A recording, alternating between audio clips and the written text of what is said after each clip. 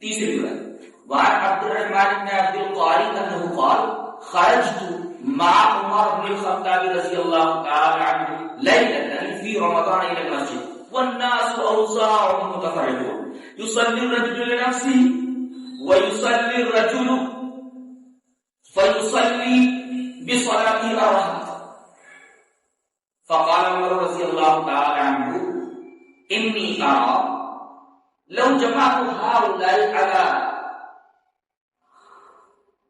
قارئ واحد لكان أمثل ثم عزم فجمعهم على أبي بن كعب رضي الله تعالى عنه ثم خرجت معه ليلة أخرى والناس يصلون بصلاة قارئهم قال عمر نعم البدعة هذه والتي ينامون عنها أفضل من التي يقومون يريد آخر الليل وكان الناس يقومون أولا. یہ تیسری روایت. تیسری روایت میں حضرت عمر رضی اللہ تعالی عنہ کے اقدام کا ذکر ہے. کیا عبد الرحمن بن عبد القاری کہتے ہیں کہ ایک رات میں حضرت عمر رضی اللہ تعالیٰ عنہ کے ساتھ نکلا, دیکھا تو لوگ بکھر کر کے نماز پڑھ رہے ہیں. کوئی آدمی تنہا نماز پڑھ رہا ہے, یصلی الرجل لنفسہ تنہا پڑھ رہا ہے, اور ویصلی الرجل فیصلی بصلاۃ الرہط ایک آدمی ادھر نماز پڑھ رہا ہے, اس کے پیچھے 8-9 آدمی نماز پڑھ رہے ہیں. راحت کا لفظ ہے. کوئی آدمی تنہا پڑھ رہا ہے یصلی الرجل لنفسہ, اور ایک آدمی اس طرح نماز پڑھ رہا ہے کہ اس کے پیچھے راحت یعنی 8-9 آدمی 10 آدمی اس کے پیچھے نماز پڑھ رہا ہے. حضرت عمر رضی اللہ تعالیٰ عنہ نے کہا میرا خیال یہ ہے کہ لو جمع تو اگر میں ایک قاری کے پیچھے ان لوگوں کو جمع کر دوں لگا افضل تو ان تمام چیزوں سے بہتر ہوگا. کوئی الگ پڑھ رہا ہے, کسی کے پیچھے 8-9 پڑھ رہے ہیں, اگر میں سب کو ایک قاری کے پیچھے جمع کر دوں تو لگا افضل تو بڑا بہتر ہوگا. غور کیجیے, حضرت عمر رضی اللہ تعالی عنہ یہ فرما رہے کہ اگر ایک امام کے پیچھے سارے لوگ نماز تراویح ادا کریں تو یہ سب سے بہتر بات ہوگی. یہ حضرت عمر کا استنباط ہے جناب محمد رسول اللہ صلی اللہ علیہ وسلم کی حدیث پاک سے. اس سے معلوم ہوا کہ نماز تراویح جماعت کے ساتھ پڑھنا افضل ہے, زیادہ بہتر ہے بالمقابل اکیلے نماز تراویح پڑھنے. جماعت تو دونوں کا ہے, لیکن زیادہ بہتر یہ ہے کہ جماعت کے ساتھ وہ نماز تراویح ادا کریں. حضرت عمر رضی اللہ تعالیٰ عنہ کے بارے میں عبد الرحمن بن عبد القاری کہتے ہیں انہوں نے عزم کر لیا, اور ان سب کو ابی بن کعب جو قرآن بہت اچھا پڑھتے تھے ان کے پیچھے جمع کر دیا, کہا کہ ان کے پیچھے سب لوگ نماز پڑھو. حضرت عبد الرحمن بن عبد القاری کہتے ہیں کہ دوسری رات کو میں حضرت عمر کے ساتھ باہر نکلا, دیکھا کہ سب ایک امام کے پیچھے نماز تراویح کر رہے ہیں. ثم خرجت معه ليلة أخرى والناس يصلون بصلاة قارئهم. دوسری رات میں نکلا ان کے ساتھ تو دیکھا کہ لوگ ایک ہی امام کے پیچھے یعنی ابی بن کعب کے پیچھے نماز پڑھ رہے ہیں. حضرت عمر نے فرمایا نعم البدعۃ هذه, کتنی اچھی بدعت ہے. یہاں رک کر کے اس ٹکڑے کا مفہوم سمجھ لیتے ہیں. بعض لوگ یہ کہتے ہیں کہ جو کام نبی نے نہیں کیا حضرت عمر نے وہ کام کیا اور اس کو انہوں نے بدعت کہا, تو یہاں تو باتیں معلوم ہوتی ہے کہ حضرت عمر بھی اگر کوئی بات کہے تو وہ بھی حجت ہے, اور دوسرے بدعت کی دو قسمیں ہیں, بدعت سیئہ بدعت حسنہ.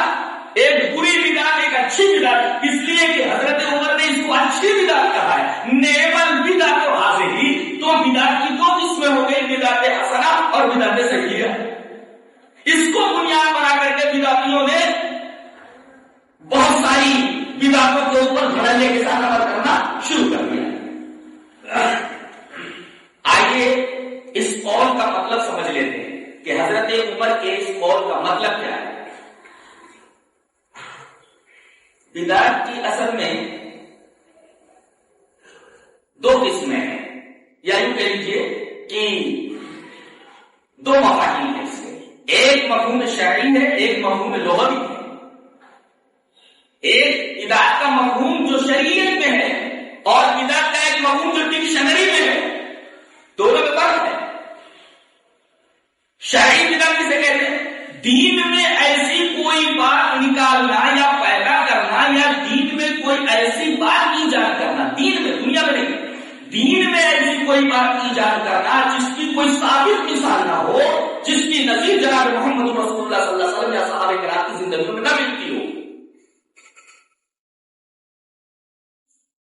جو نبی کریم صلی اللہ علیہ وسلم کے زمانے میں نہیں تھی اور صحابہ کرام اس سے نامانوس تھے،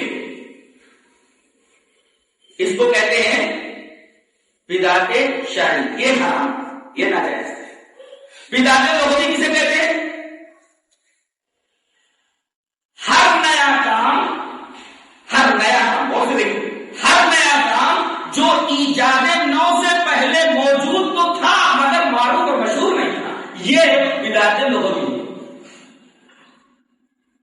ہر نیا کام جو نئی ایجاد سے پہلے تھا تو مگر معروف اور مشہور نہیں تھا، حضرت عمر نے جو یہاں کہا ہے نعمت بدعت بدعت لغوی ہے، حضرت عمر یہ کہنا چاہ رہے ہیں کہ اس کی مثال پہلے تو تھی لیکن مشہور نہیں تھی، جس طریقے سے اب مشہور ہو گئی ہے کہ ایک امام کے پیچھے ساری مثال ہو گئی ساتھ۔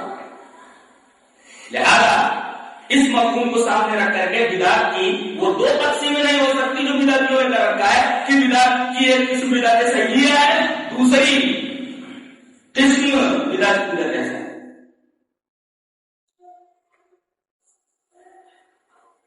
اس کے بعد حضرت عمر نے ایک اور بات کہی کہ آپ کو کہا حضرت امام بخاری پہلے فضیلت بتائی، فضیلت بتانے کے بعد ابن شہاب کا تبصرہ پیش کیا ہے کہ رسول اللہ صلی اللہ علیہ وسلم کے زمانے میں تنہا بھی لوگ تراویح کی نماز پڑھتے تھے اور جماعت کے ساتھ بھی پڑھتے تھے۔ تیسری روایت میں حضرت عمر رضی اللہ تعالیٰ عنہ کا اقدام موجود ہے اور ان کا یہ قول ہے کہ اگر ایک امام کے پیچھے سارے لوگ نماز تراویح پڑھنے لگے تو یہ بہت بہتر ہے۔ اور اس کے بعد ایک اور بات کہہ رہے ہیں جو بہت قابل غور ہے، واللتی ینامون عنہا افضل من اللتی یقومون، جس وقت یہ نماز پڑھ رہے ہیں اگر یہ اس کو اس وقت میں پڑھتے جس وقت میں یہ سوتے ہیں تو افضل ہوگا۔ یعنی رات کے 3 حصے، عشاء کے بعد سے لے کر فجر تک کبھی بھی آپ تہجد کی نماز پڑھ سکتے ہیں، کبھی بھی آپ تراویح پڑھ سکتے ہیں، رات کے 3 حصے کر لیجیے، عشاء کے بعد آپ فجر تک کبھی بھی تراویح کی نماز پڑھ سکتے ہیں۔